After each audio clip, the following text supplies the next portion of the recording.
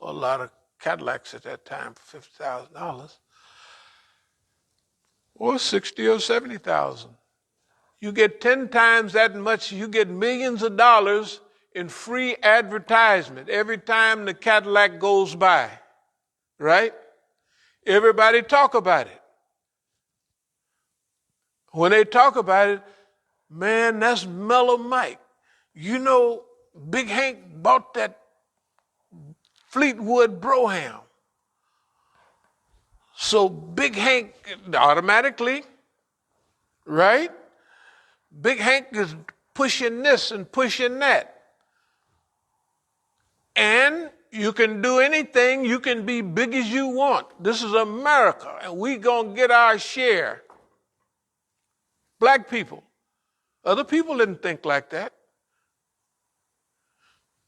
Buy niggas Cadillacs? I didn't know nobody did. I don't know that. I don't know nobody. I just didn't. Especially big ones like the most expensive ones. And you 22 years old or something like that. I don't know. Free publicity. Free. Not free. You pay. Well, how much money would you have to pay the Oakland Tribune to put your picture in the paper and do this and do that? And it's only there once. Every time that car go by, everybody stops. See, they don't do that now. Stop, and they talk about that. When they talk about that, then they talking about East Oakland Enterprises. It's an economic enterprise zone. If you think I'm lying, you go to Oakland and talk to the old people about how was Oakland at that time, what was going on.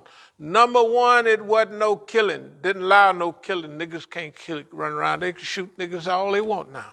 They couldn't do that then, right? They couldn't because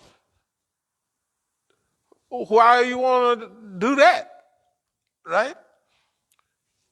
And East Oakland Enterprises, it was different. See, they had big niggas around Oakland, Ward brothers and all of them, but they didn't think like that.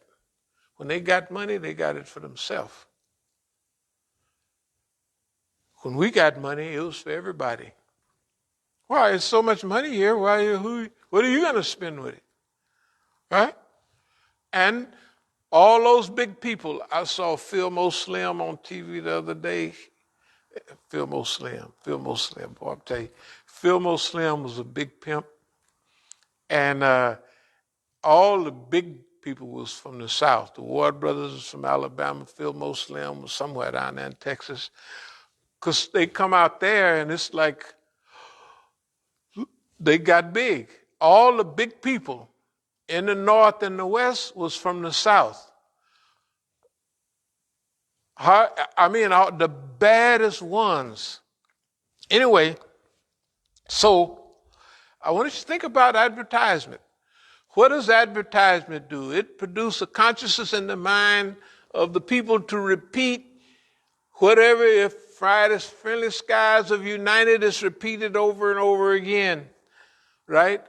So if you want to drive the friendly streets of Oakland in a Cadillac, you get joined up with Big Hank.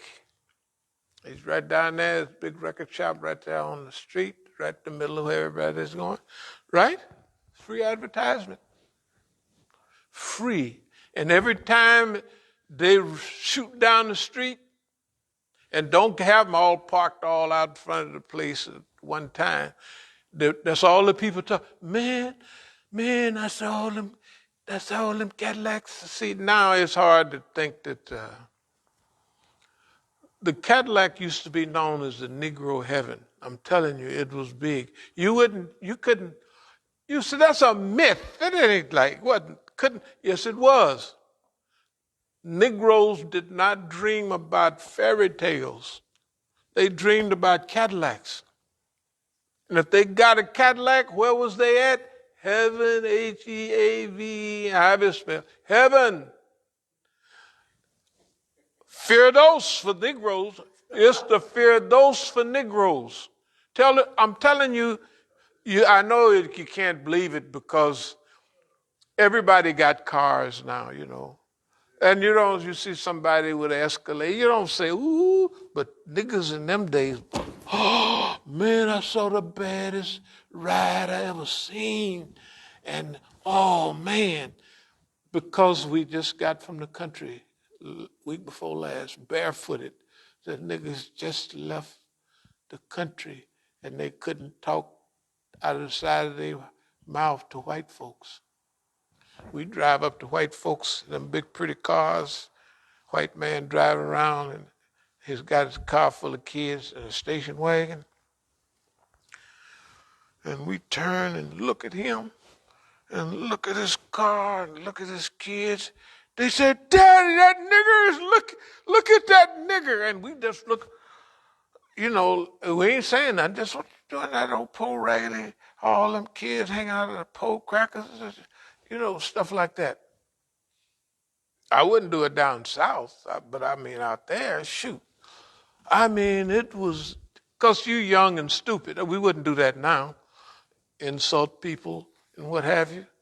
But the point is, and look, when they had Muhammad's funeral, they didn't have nobody there that he really knew or cared anything about it. Definitely wasn't nobody there that hooked him up.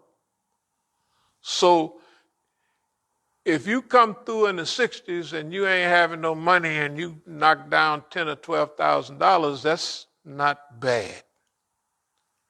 In those days, it's like 120,000 now, right? That's a little bit of money. And Negroes just roll up, champ, and then go on about their business. Hey,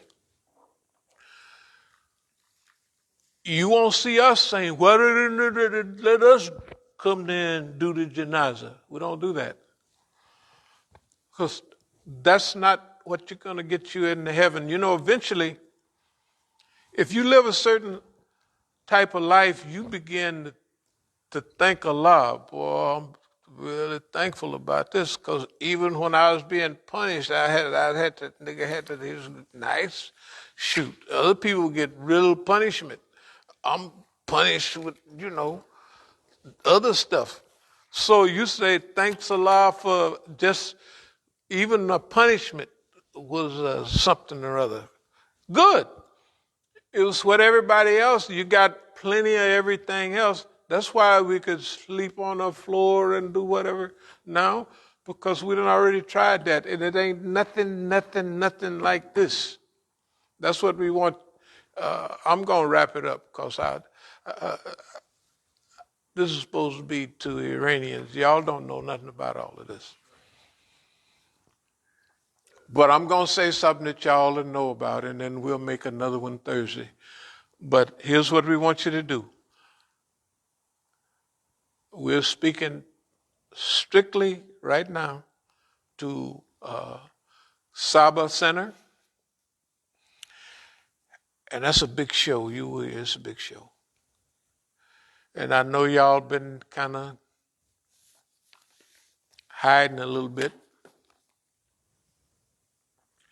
And so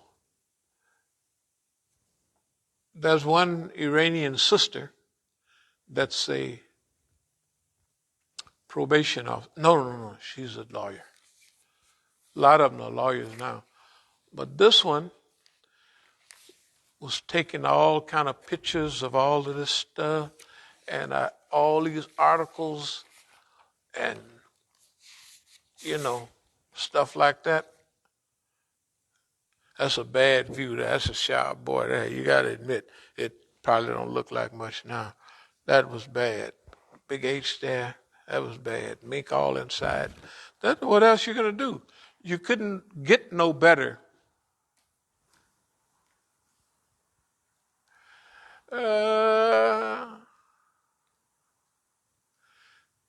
This is our special friend. This is Niagara Falls. This is Javad Larijani. That's the head of the UN at that time. This is one of the most famous Ayatollahs right here, right there. That's Sheikh Safarazi. And this is Hussein Nadiri. After he was one of y'all know who Hussein Nadiri is. At the Daftar, several years ago, they know who your friends are because they was all doing what y'all is doing. Hussein Nadiri is, so he's what? Well, he's with Ahmadinejad. I said, so what? Well, you know, if Ahmadinejad got these ideas, he's got them too. I said, y'all is crazy. Y'all is crazy. And I tell them that now. And I told them the same thing when they come out there, and about 4 years ago when we had the last program that I was at in San Francisco. And all the Daftar comes out there, and nobody from San Jose, right down the street, nobody from the Bay Area comes. Why? Because they've been told not to come. Okay. Brothers and sisters, we've been through a lot together.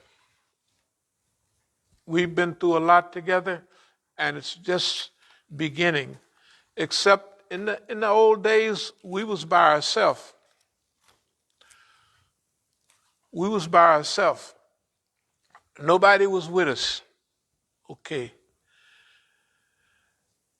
And we held on, and we held out. And now, the Islamic Republic, I'm not saying it's perfect, but it's shining like new money.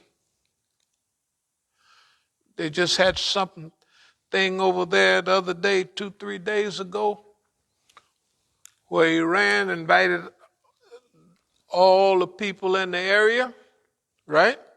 And plus Russia and China. And I was listening to it because they had the whole program, you know, and you listen to it over and over again. And they laid it out. So right now, they can't use Afghanistan against Iran, right? They won't be able to use because Iran and put a freeze and put a block with everybody else watching on them using Afghanistan to fight Iranians. They can't do it. Look, Iran, when they got rid of you know who and the last crew, even they was getting sharp.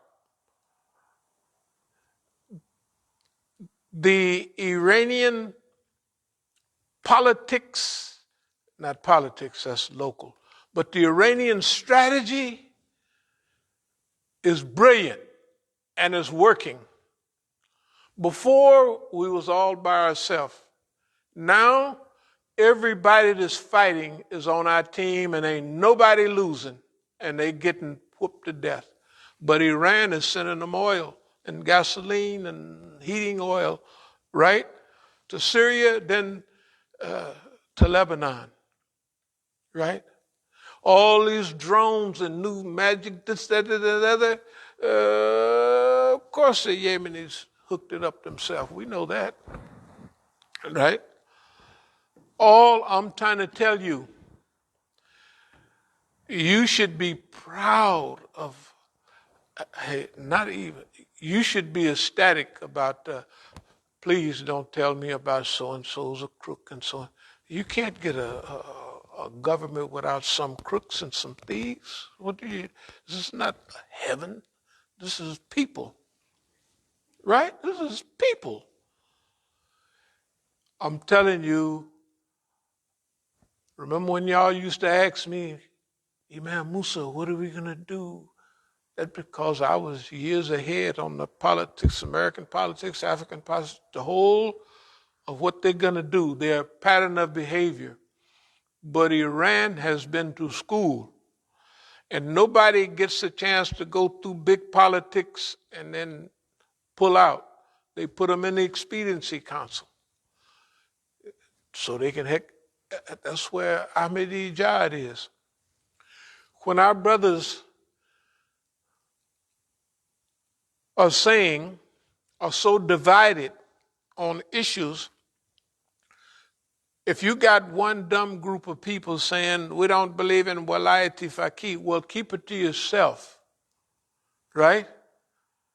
Keep it to yourself. Because guess who?